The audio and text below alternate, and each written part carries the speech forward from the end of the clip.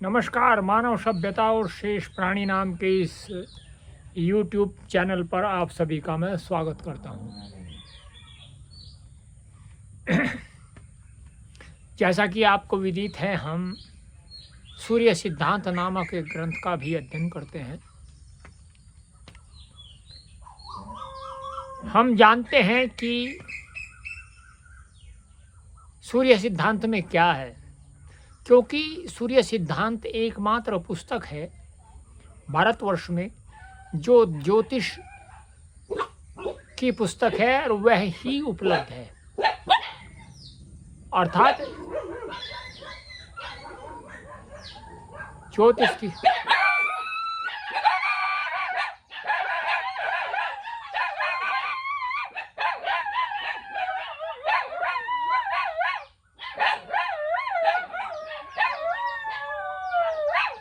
कोई पता नहीं कोई आया, क्योंकि यहाँ छोटे छोटे पिल्ले हैं।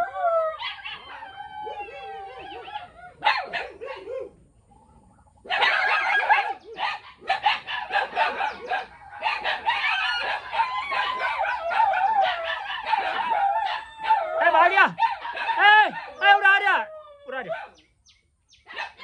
इनको यहाँ बुलाना पड़ता है क्योंकि ये बाहर, इनको मैं नहीं छोड़ता हूँ।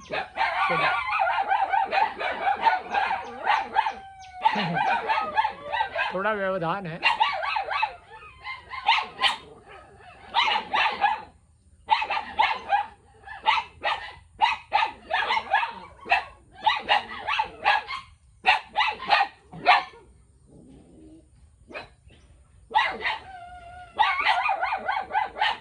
भागे राजा। चलो ठीक है। चलो ठीक है। तो बैठ जाओ, यहीं बैठ जाओ।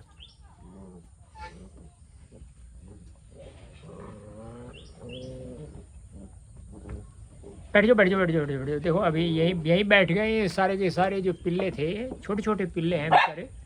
अभी इनको आवश्यकता है देखभाल की, क्योंकि ये जो यहाँ बहुत सारे जो है पागल कुत्ते आते हैं, तो कई बार इनको काटते हैं। तो वो इनको काटने के बाद में फिर इनको जो है इंजेक्शन लगवाने पड़ते हैं।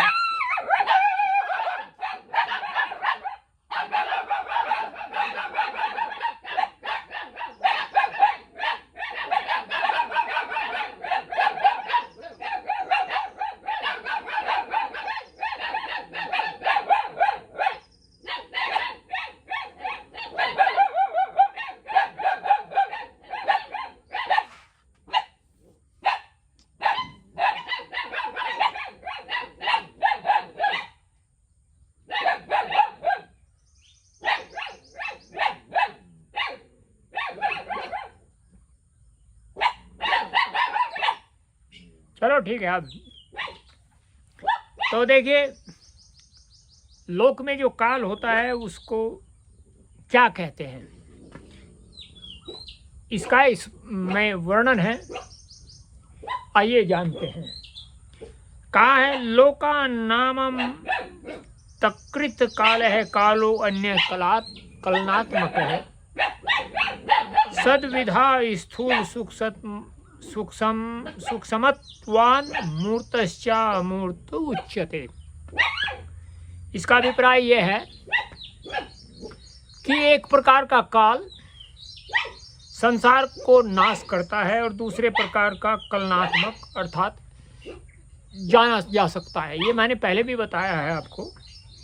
यह भी दो प्रकार का होता है, स्थूल और सूक्ष्म। स्थूल नापा जा सकता है इसलिए मूर्त कहलाता है, और सूक्ष्म नापा नहीं जा सकता इसलिए अमूर्त कहलाता है। तो ये दो प्रकार के जो हैं काल होते हैं। एक तो जो है काल होता है जो संसार का नाश करता है, एक जो है कलनात्मक काल होता है जो जाना जा सकता है। उनमें एक मूर्त होता है और एक होता है अमूर्त। उसके दो काल होते हैं। आगे क्या है देखिए। पहले प्रकार के काल की कल्पना भी नहीं हो सकती, क्योंकि न तो यही मालूम है कि यह कब से प्रारंभ हुआ और न यही मालूम होगा कि उसका अंत कब होगा। देखिए, जो पहले प्रकार का काल है उसको जाना नहीं जा सकता।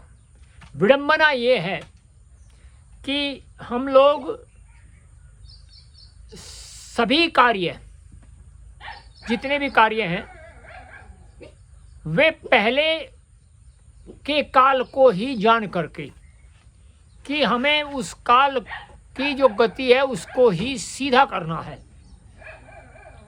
अर्थात वे अपने कर्मों को नहीं देखते, वे उस काल की गति के ऊपर ही जो है अपना एक कह सकते हैं फोकस रखते हैं, प्रतिबिंब रखते हैं या ध्यान रखते हैं।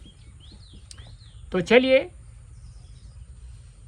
यह अखंड और व्यापक है, परंतु इसके बीच में ही अथवा इसके उपस्थित रहते ही लोक का अंत हो जाता है। ब्रह्मा उत्पन्न होते, सृष्टि रचते तथा लय करते हैं, परंतु काल बना ही रहता है। इसलिए इसको लोकों का अंत कर देने वाला, नाश कर देने वाला कहते हैं, और इसीलिए मृत्यु को भी काल कहते हैं। अब देखिए, यहाँ एक बड़ी विचित्र सी घटना है। किसी को कुछ होता है तो इसी काल को, जो ये काल है जिसको जाना नहीं जा सकता है या जिसके विषय में कुछ किया भी नहीं जा सकता, सभी लोग इसी काल के विषय में सब कुछ करते हैं। अब आप देखिए वह उचित है अथवा अनुचित है। आगे बढ़ते हैं। काल का जो थोड़ा सा मध्य भाग जाना जा सकता है, उसमें भी जो बहुत छोटा वह नापा नहीं जा सकता है और अमूर्त कहलाता है। नापने में जितनी ही सूक्ष्मता होगी, अमूर्त काल की परिभाषा भी नई होती जाएगी, जैसा कि अगले श्लोक में व्याख्या में दिया गया है। क्या है? प्राण आदि कथितो मूर्त स्त्रुट्याद्यो अमूर्त संजके षड्भी प्राणै विनाडिष्यात् षष्ट्या नाडिका स्मृता। उससे आगे है नाड़ी षष्ट्या तुना अक्षत्र महोरात प्रकृतितम तत त्रिशतान भवेन माशय शावनोर कोदईस्तथा एन्दव स्थिति भिस तद वत् संक्रांत्यासोर उच्यते मासैर्द्वादशाभिर्वर्ष दिव्यम तद तदह रुच्यते। तो इसमें बड़ी सुंदर बात यहाँ बताई गई है कि प्राण से लेकर ऊपर की जितनी समय की इकाइयाँ है वह मूर्त कहलाती है। प्राण से लेकर के, अर्थात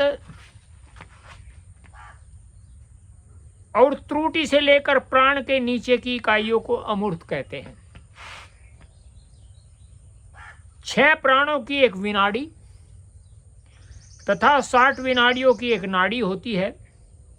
60 नाड़ियों का एक नक्षत्र अहोरात्र, या कहते सकते हैं दिन रात का एक जोड़ा, तथा 30 नक्षत्र अहोरात्रों का एक नक्षत्र मास होता है।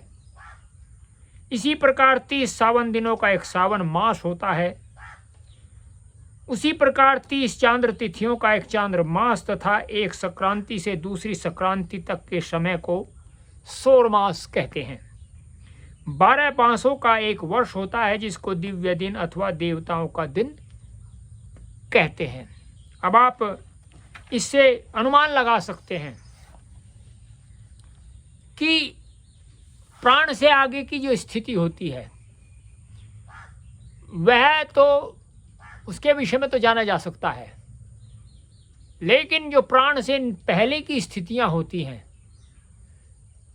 अर्थात प्राण से पहले जो संरचना होती है काल की, काल के द्वारा, उसको नहीं जाना जा सकता। लेकिन हम लोग जो है प्रयास यही करते हैं, क्योंकि हम ज्योतिष के विषय में नहीं जानते, इसलिए हम जो है ऐसा मानते हैं कि ऐसा किया जा सकता है, किंतु ऐसा नहीं हो सकता। आप विचार करिएगा इसके ऊपर। यदि आपको जो है कोई ऐसा प्रमाण मिले, हमें बताइएगा, हम आपके प्रमाण की प्रतीक्षा करेंगे कि ऐसा है। सूर्य सिद्धांत एकमात्र पुस्तक है, सूर्य सिद्धांत में कहीं मिले आपसे अवश्य भेंट होगी। आप यदि ये वीडियो आपको अच्छा लगा हो तो इस चैनल को सब्सक्राइब करिए, लाइक करिए, कमेंट करिए, शेयर करिए और इंस्टाग्राम और फेसबुक पर भी फॉलो करिए @सत्येंद्र मलिक के नाम से। फिर मिलते हैं आपसे। नमस्ते।